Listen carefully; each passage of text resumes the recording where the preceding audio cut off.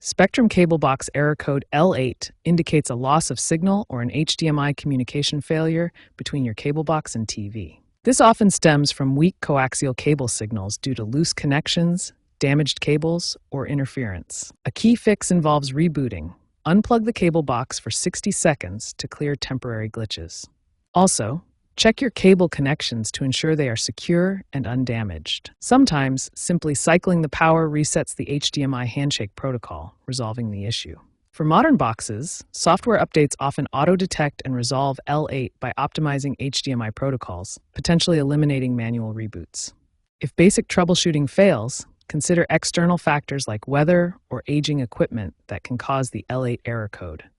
Recent trends include Spectrum's integration of cloud-based diagnostics via the My Spectrum app, which helps reduce support calls by guiding users through fixes.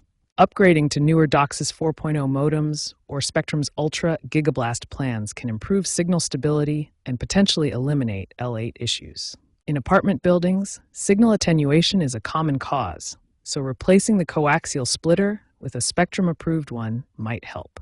For rural users, Wi-Fi interference can exacerbate the problem.